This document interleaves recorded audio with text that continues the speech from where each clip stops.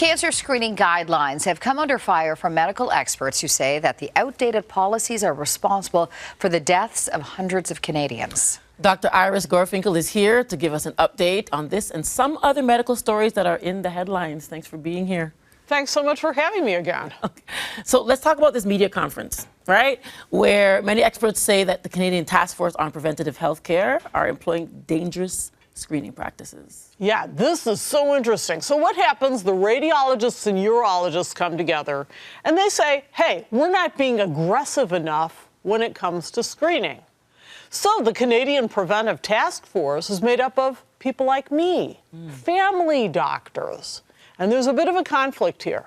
So the problem is, if we're to detect cancer in younger people, that means we're screening far more people to find it, because cancer is more common as people age.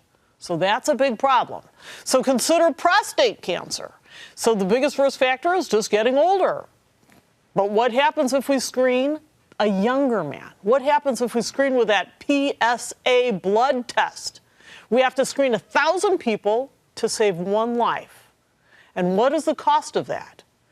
Urology problems like erectile dysfunction, let's put it out there. Erectile dysfunction, urinary incontinence, this can happen from over-treatment and over-diagnosis. So that's the careful walk we're walking.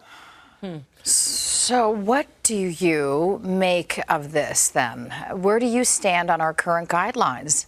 It's an individualized conversation. So if somebody's got a family history, say a man has a brother or a father who developed prostate cancer at a younger age, their risk is double. Their risk is considerably higher. What if they're African American? What if they're from the Caribbean? Well, their risk is also higher. You know, and we know the risk factors for breast cancer in us women, right? So if they're overweight, if they've had an early period or a late menopause, or if they have a family history, you know, these are risk factors. So this should be an individualized conversation.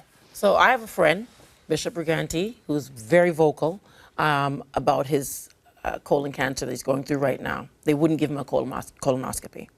So we are on a mission to just educate to elevate and bring awareness to hopefully lowering the screening age. Yeah, I believe it's 45 now. People are asking for it to be 30. I have two friends that also had colon cancer. One didn't make it, one made it, and one is in the fight. All men. Yeah. Now, there's stigma around some of that type of testing. There's insecurities, there's fear around colonoscopies at times. But what do you make of this?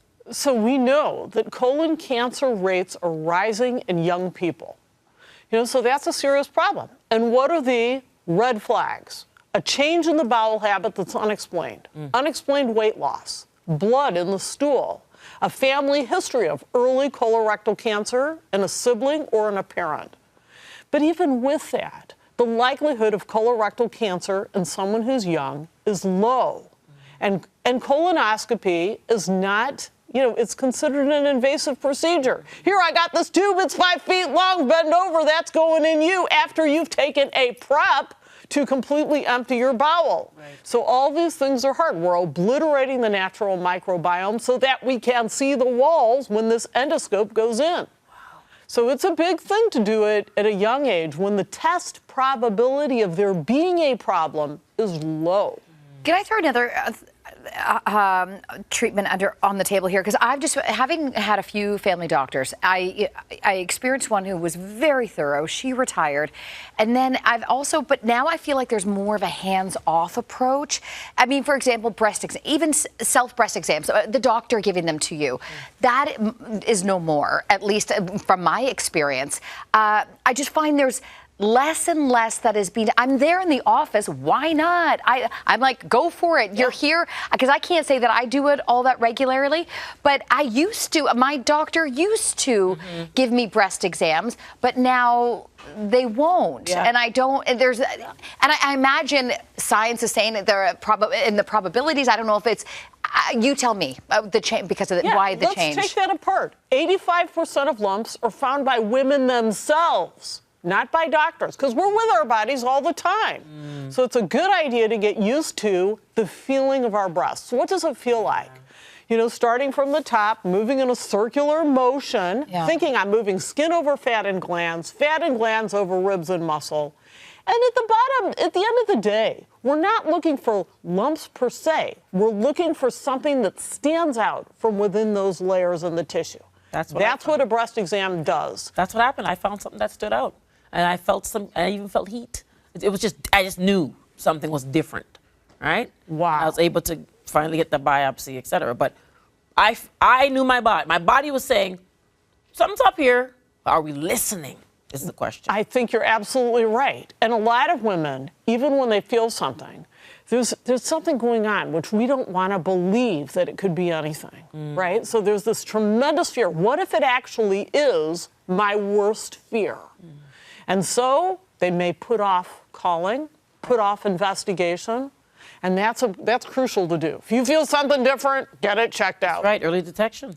Absolutely. My late mom would say, prevention is better than cure. Wise woman. Right? Wise woman for sure. All right. We talked about this at the top of the show, a study that you wanted to talk about with regards to food and when we eat it. Okay. Oh, this is so fascinating. So everybody thinks, oh, it's just what I eat and how much I eat. Wrong. It also matters when we eat that food. So we want to align with our circadian rhythms. Food is less caloric when it's eaten earlier in the day. It's actually less likely to put on belly fat if it's eaten at breakfast or lunch. So we want to aim for a small dinner. Now, as it turns out, how fast we eat also matters. You talk to my fiance. Oh my God. Speedy. You got these people, they wolf down their foods, right? Is he like that? Yeah. Yeah, so there's a problem with that. Because when we wolf the food down, when we eat it, and I'm talking in faster than 5 minutes, 5 minutes for that meal, what happens is that the stomach actually slows in its emptying time. So normally, you know, it takes about half an hour, 45 minutes for the stomach to empty. But when we wolf the food down, it just doesn't empty as fast. So that means it's hanging around in the stomach longer. That's why we get more indigestion. Food comes up, it's volume, you know, so, but there are other problems with it too. It's more likely to cause belly fat. It's more likely to be a higher caloric burden. Okay. Just based on the speed.